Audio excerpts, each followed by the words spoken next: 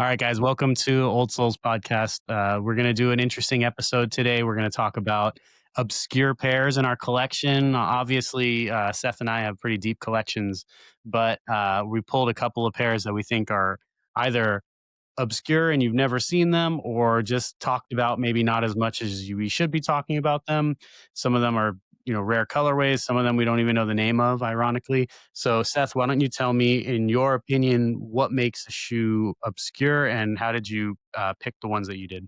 Yeah, that's a very good question. It's also a little bit of philosophical and, of course, very subjective because I feel like everyone, to an extent, may answer this differently. But for me, there's a few things that make something obscure.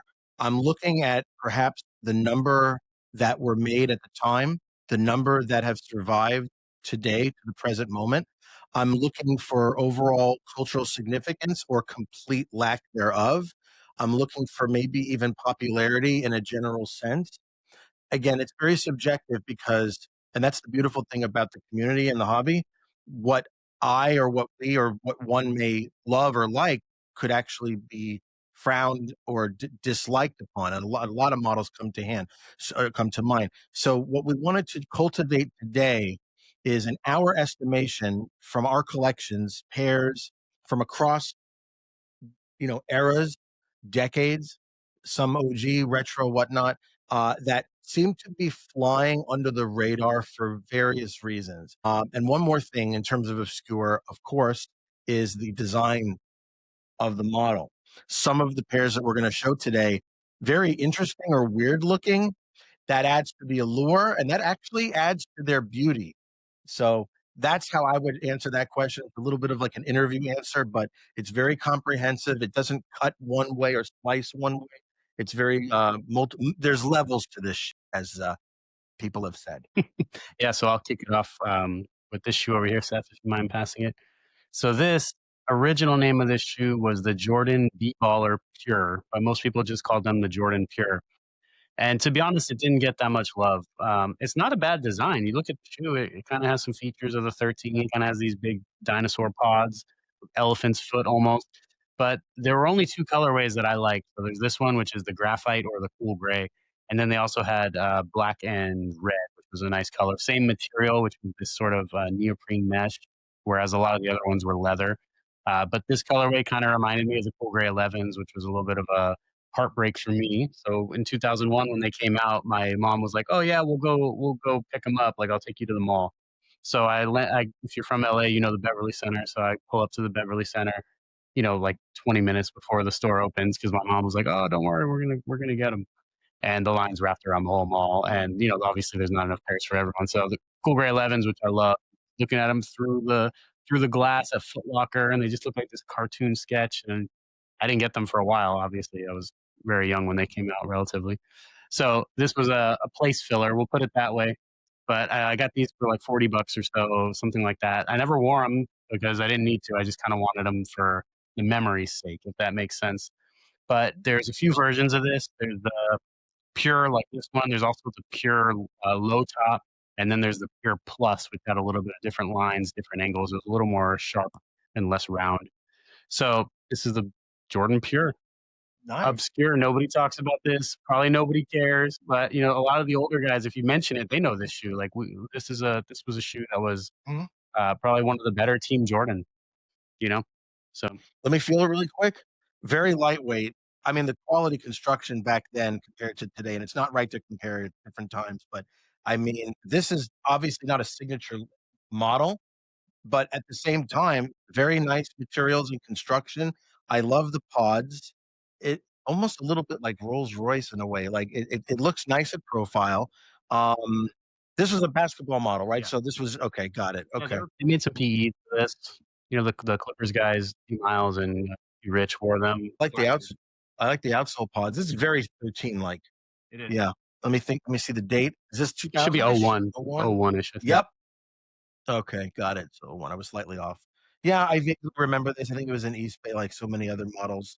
Um, you would definitely, if you wore this on Nike campus, you would probably get looks. They probably fall apart too, though. If you kn Yeah, Also, the strap comes off all the way, so you can wear it with or without the strap.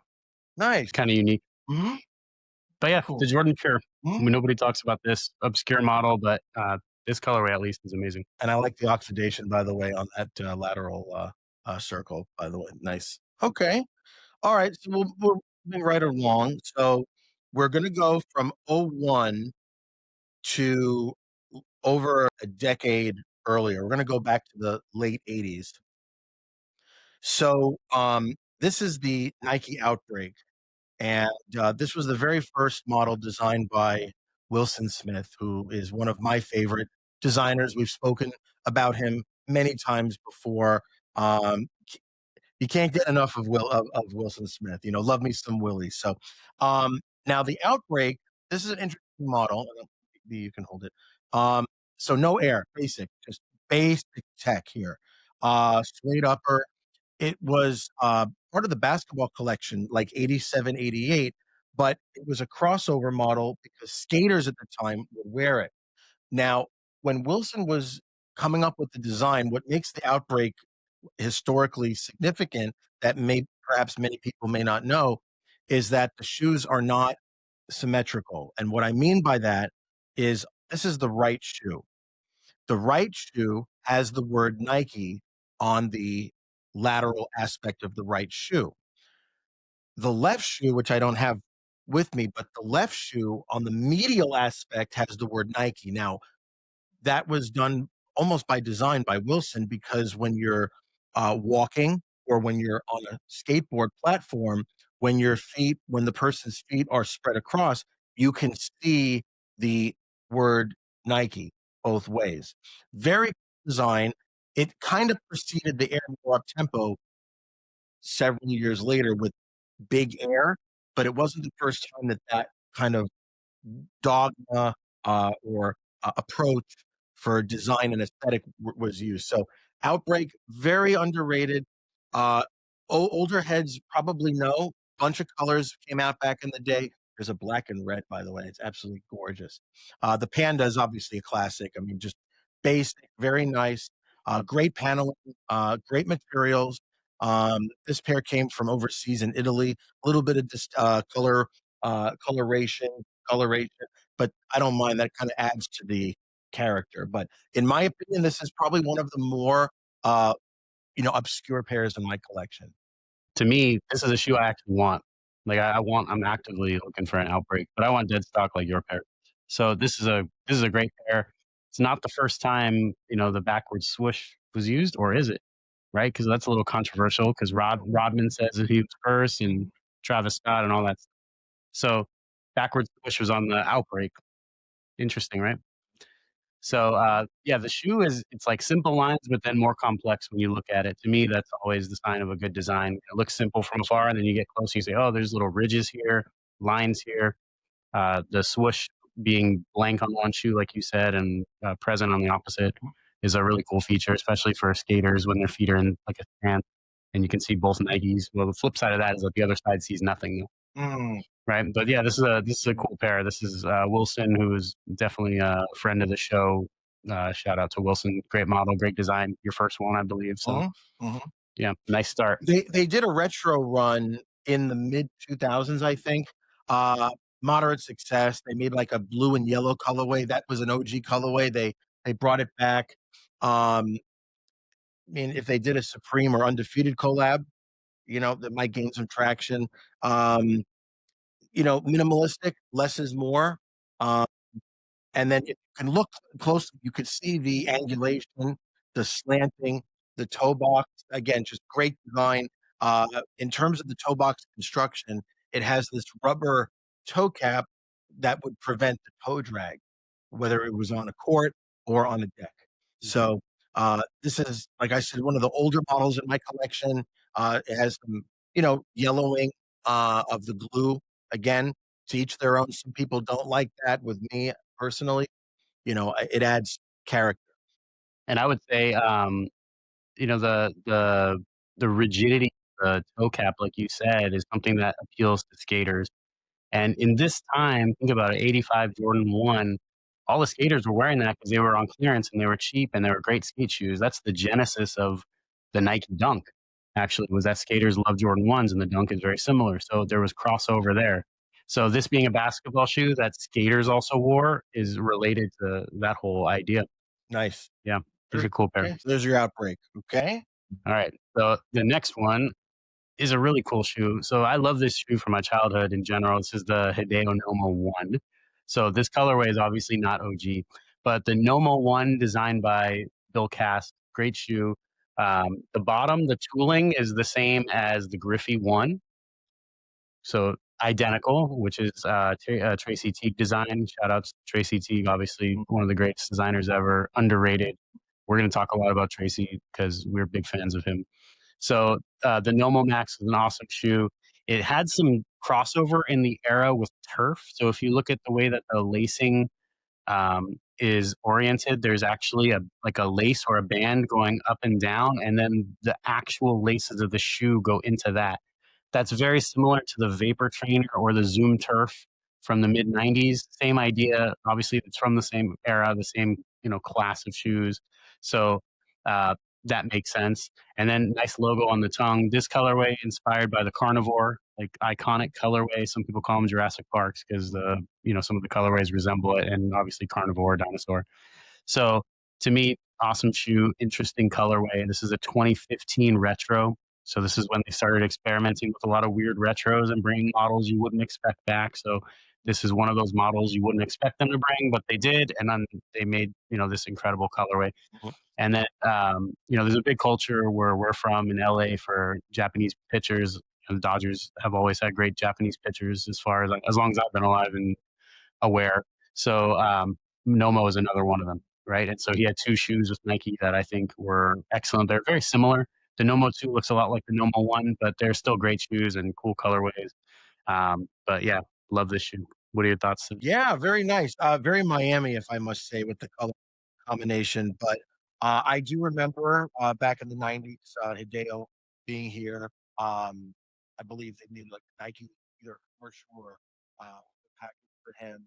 Um, I I personally not a huge baseball fan, although even in try 95, Kenny Lofton and Omar Vizquel, but I digress. Um, yeah, the pitching staff of the Dodgers and, Hideo was, one of the premier, pitchers at the time. Came on strong and had a huge supportive fan base, not just in LA, but globally. I love the logo, by the way. I don't know if Tracy did the logo, but that is I mean, logo is part of the ensemble. You want, a very distinctive, aggressive-looking logo to tie the package together. But yeah, great model. I only wish that the bubbles were with 25 and 5 PSI back like they used to be. But yeah, very, very unique model for sure. Yeah, and the Griffey Max 1 is such a great shoe that, like, if you reuse half of it, I mean, that's fine for me 'cause the bottom of the shoe is perfect. So why not use it for another model? So yeah, I like these shoes a lot. These are incredible. And then the Carnivore is a shoe I like. I've actually never owned a Carnivore, even the retros, even when they were cheap. I somehow they eluded me. So yeah, it's a cool little homage to the Carnivore as well. Nice. Cool.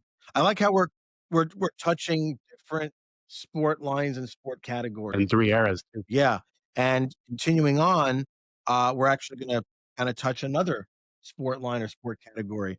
And this is probably the most either the most obscure or probably top 3 in my collection for obscure models. But this is the Air Zoom Scream, 1997. Um, this is a very important and historic model because it preceded the Nike SB skateboarding collection, Sandy Bodecker, may he rest in heaven, Supa, all those guys, like late '90s, early 2000s, like, that those were especially 2000s, that was Nike SB running on all cylinders. But this preceded that, and to be very honest, it was kind of like a failed a attempt or endeavor or effort by Nike to captivate or draw or pull in that skate community or skate culture. There were some other models that were made at the time, ACG models for skate, but this was really the signature top of the line because it featured the best tech Zoom Air. Um, this is literally it's suede. It's like Kevlar. Like Very, very firm. Again, it's for the ollies, it's for maximum protection. When I'm obviously not a golfer, I'm also not a skater, but you want full protection of the ankle, of the foot when they are doing their flips or whatnot. What also sets this aside is the asymmetrical skate system. So you have the lateral, which is like a shroud, it protects, it covers, but it's the medial that adds the character to it. And then you could see the contrasting um, outsole. So very, very basic, very minimalistic with the swoosh, very, minor, minute, uh, swooshes were placed throughout the shoe. Zoom air on the tongue area. But this is definitely something, it has a little character, kind of like the Air Zoom Challenge, where it's like it lies beneath. That's where the soul is located, basically, literally. But this is something I wanted to bring. Some people may know of, and maybe even someone skated in this pair that watches this episode, which would be kind of cool. Never been retro, never will. But kinda looks like Fort Knox or like a bank vault or something. Because again, the lockdown, but yeah, this is easily one of the most obscure in my collection, and I had to bring it today. So it's funny that you brought this because just for a sneak peek behind the scenes, like I didn't tell Seth to bring this, and he didn't tell me, go pull this out of storage. We kind of just said, bring some weird stuff, and we brought some weird pairs. So I brought a pair that ties into this one, but this is Nike's original crack at skateboarding, along with the Choad and some of those other, very rare and obscure pairs. So there are parallels from this shoe into a shoe that I'm going to talk about, the EQ. But this is made to skate in, right? So why did they put the lace to the side? It's because when you're on the skateboard and you're doing all the stuff and grinding the shoes against the grip tape, the laces get torn up. And so the idea was if you move the laces medial, then you're not gonna destroy the laces and have them fall apart on you. So the shoe had to be durable, it had to be able to grip tape, scraping against it. And then think about the colorway, right? Like it's all black, pretty low. Then when you flip your feet, but the skateboard punches you with the yellow, right? So it's by design. These things are not on accident. So yeah, this is a very obscure pair. Then I guarantee 99% of people watching this have never seen this Mhm, shoe because this is just very esoteric, like you said, old school Nike Talk information on this one, right? Like this is stuff that we mhm, learned from hunting the shoe, and then you look it up and you find out everything. Someone made a post about it. And it's just funny how you put all the information together with decades of mhm. research. It was almost, I don't wanna say like winning the lotto, but I think this was an eBay find years ago in my size 12 and a half. Like, to find a DS pair, that's tough, especially with some of these models that are, again, not many survive to today. It was a GR, many were made, but shoes were meant to be worn back then. So to come across a DS pair, that's pretty rare. But of all the sizes, it's a 12.5, and that's a tough size. That's a tough size. In fact, I got a couple of 12 and a halves here, but But that's also your native size, yeah, right? You are 12 and a half. You wear 12 or 13 because you have to, but 12 and a half yeah. is your size. 12s are a bit tight on my toe box. I'm wearing 12s right now, but, yeah, I'm very OCD. Big John knows this. We talked about, maybe we should do an episode on OCD, on our own neuroses. But it's like when I see a 12 and a half, that's DS, and it speaks to me. I mean, it's like Chris Farley when he goes like this. I can't remember what movie that was, but so I'm happy to have this as part of my collection. It is not the most beautiful, stunning pair in terms of aesthetic. I don't want to say boring, but again, just very monotone. But from a historical standpoint, and that's another thing we have to go for, we have respect for particular models that may precede or are part of that storyline, and the SB line. I would call this shoe foundational. That would be like the word I would use. This was a failure Mhm, by all accounts because they felt like, this didn't work. So this was Nike's first attempt to do skateboarding, and then they kinda said, "Okay, what if we buy our way in," essentially. So Savier was the second attempt, and that had some nice models, like, they had, like, Air Trainer 1 style shoe. They had a few pieces that skaters did like, but ultimately what became Nike SB is because of Sandy Bodecker. Like, he is the godfather, right? Like, he was a wear tester, that gave incredible background information. He would like blow the designers and the developers away. The wear testing information he would give on his shoes, and so they kept throwing him more and more, and he kept having bigger roles, bigger roles, bigger roles, and eventually he became the person behind Nike SB. So when we think about how hyped Nike SB was, like how they did storytelling like nobody else, created a frenzy, right? Like Mm, there was a frenzy. When you wanted a shoe, I remember I wanted Heineken's. I had to call every skate shop. There's no release day. It was like whenever they got them, they came out.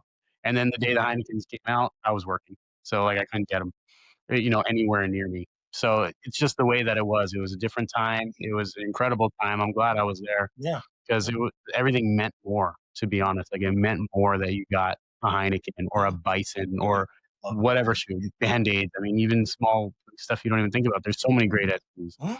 but this was the foundation of that. And so the more modern shoe to segue Yes. would be this EQ, right? So same idea. This is made to be durable. It's got a hard plastic shell. It's got premium materials. It's low to the ground. This is about 2003 to 5 is when these came out, and I have a few of these. I really like EQ. I wore a lot of them, and I still have a few of them dead stock that one day we should break out. But this is low to the ground, like I said, designed for skate. Double stack Zoom Air, so very comfortable. The insole of this shoe has a big Zoom Air unit in it. And I remember one of the followers on Instagram told me he used to go to the outlets and steal the insoles because they're so comfortable. Okay. So, yeah, funny story. But essentially, this shoe was made to skate in. And you brought up something, the asymmetric lacing. So if you looked at this shoe, the laces are positioned slightly medial. So if you look at that, they're not quite on the center. They're positioned slightly medial. Mm, It's off center. And why is that? Like I said, it's to protect the laces from getting destroyed and torn up like all the majority of other skate shoes had. So the EQ has a lot of similar things to the Scream, like you showed, and it kind of embodied the idea behind Nike SB and what they wanted to do. Now, do you know who designed this? I actually do not. Offhand, I'm not sure. So you won't expect it, but this is the Eric Avar design. So Oh, the man's, like he's always say, he's got his hand in everything. He's an incredible designer. He's up there with Tinker, Tide, maybe. I mean, some people think better. yeah. He's up there. 1 and 1 Him at and 1 Tinker are A. one and It's two. 1 and 1 A. Yeah, I mean, at that level, at that point, it's yeah. It's one and two for me. Same thing I'd say with MJ and LeBron, just to bother you. But essentially, this colorway is called Yasutaka Camo, which is the style of the artist Yasutaka, a Japanese artist. He made this, and it's a camo uh, motif, I would say. So it's yellowed a little now because these are from 2003, 2004, but it used to be clear and you could see the whole camouflage perfectly. And then the alternate laces, because Nike SB always came with two sets of Mhm, laces for that reason I told you, because they get destroyed, right? So mhm. two sets of laces wasn't just aesthetic, it was also because lace Function. functional, because the laces got messed up on skate shoes. So the other set of laces was bright neon, which looked really cool on these. Wow. Nice contrast Yep. there. Wow. So yeah, that's the EQ. And Mhm. the tooling is identical to the Zoom URL, which is also a skate shoe designed with similar purpose. So the URL and the EQ had the same tooling, similar rear construction or heel construction, but different uppers overall. I don't know if the camera can see it. I love natural patina. I'm sorry. I know some people remove it, or, try but for me, it adds a little allure, and it this is a relic of the past. I've never owned this pair. I'm not a skater, obviously. As Lebowski would say, obviously, you're not a golfer. But the point is, like, this adds character to it, and it shows it's evidence that it survived the test of time. I mean, it's literally 2 decades old. By the way, where's time gone? Like, can you take us back to 2005 to 7, please? Right? I mean, These eBay were phone. these Oh were man, these are good memories for me. Like yeah, this era, 2003 to 6 was like sure. prime collecting. Like Mhm. just chasing these crazy cool pairs and also learning. Like that's when I was learning all this stuff and building sort of a warehouse in my head of what I wanted. Mhm. Beautiful pair. Love the construction, by the way, the material, fabric, and I also like how the laces are, again, they're not exposed. I believe some of the Jordans back in the day, had, like, I think the 16, maybe others as well, they had, like, those late 14 all Yeah. internalized, yeah, to protect. So I see some similarities and crossover and such, so very nice.